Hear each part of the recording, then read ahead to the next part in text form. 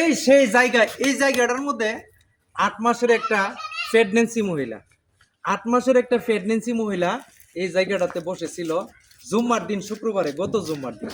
এখন এই মসজিদ কমিটির সভাপতির কাছে উনি আসছে, আইসে বলতেছে যে আমি হিন্দু ছিলাম, মুসলমান হয়েছি, মুসলমান হওয়ার পর আমার সংসার খুব ভালোই চলছিল।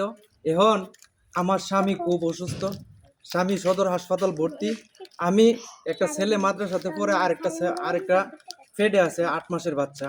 তো আমি আপনাদের কাছে আসছি একটু সাহায্যের জন্য। আমার বাবার বাড়িতে অনেক অর্থ সম্পদ আছে, কিন্তু আমার বাবা মা হিন্দু, আমি মুসলমান হয়ে যাওয়ার কারণে আমারে বাড়িতে আর ঢুকতে দেয় না। তো বাড়িতে আমি গেছিলাম আমার বাবার কাছে, মার কাছে কিছু টাকার জন্য, কিন্তু মা বাবা আমাকে টাকা দেয় নাই এবং আমাকে মেরে ঘর থেকে বাইর করে দিয়েছে। এই ধরনের কথাবার্তাগুলা খুব কান্নাকাটি করে মসজিদ কমিটির সভাপতির কাছে বলছে।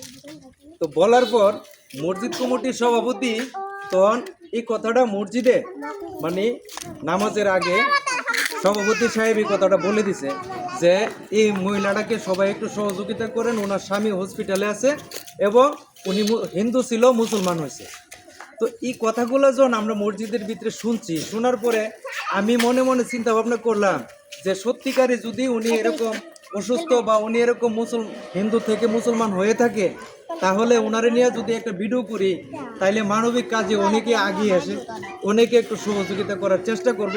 তখন আমি মসজিদে দাঁড়াই আবার কথাটা বলছি যে আমি যদি একটা ভিডিও করি, তাইলে আমার ফ্যান ফলোয়ার যারা আছে বা যারা আমার ভিডিও দেখে এবং যাদের মায়া লাগে কিছু সাহায্য সহযোগিতা করতে পারে।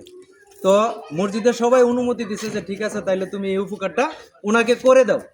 তখন যখন আমি ওনার কাছে আসলাম, আইসা বললাম যে এই ঘটনা আমি এমনি একটা ভিডিও করি, উনি বুকরা মুখোশ টুকুর যা আছে সব কিছু আপনার ভিতরেই ছিল। তখন উনি আমার সাথে অস্বীকার করে যে ভিডিও করবে না। তো আমি বললাম যে কেন ভিডিও করবেন না? না ভাই, ভিডিও করলে সমস্যা আছে। তইলে আমি বলি যে আমি যদি আজকে অসহায় দূর অবস্থাতে থাকি, আমার যদি খুব কষ্টতে থাকি, খুব সমস্যা ভুগি, তাহলে আমি কেন ভিডিও করতে অস্বীকার করব? মানে তখন ওনাকে আমি বলছি এবং যারা মুসল্লি ছিল যে আপনারা তো কেউ চিনবে না, আপনি তো পর্দার ভিতরে আছেন, তো আপনি বলেন ভিডিওটা করলে আপনার উপকারে আসবে। তখন ওই মহিলা বলে যে না, আমি ভিডিও করব না।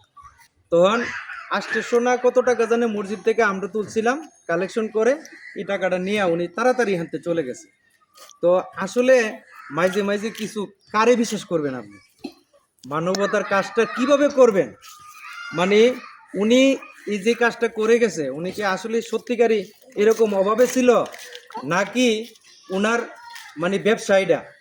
আমি আপনাদের কাছে জানতে চাই যে এই ঘটনাটা যেখানে উনি করে গেছে, এই ঘটনাটা কি সত্য নাকি এটা ওনার ব্যবসা? তো সবাই একটু কমেন্টে বলে যাবেন। তো ধন্যবাদ সবাইকে। আসসালামু আলাইকুম।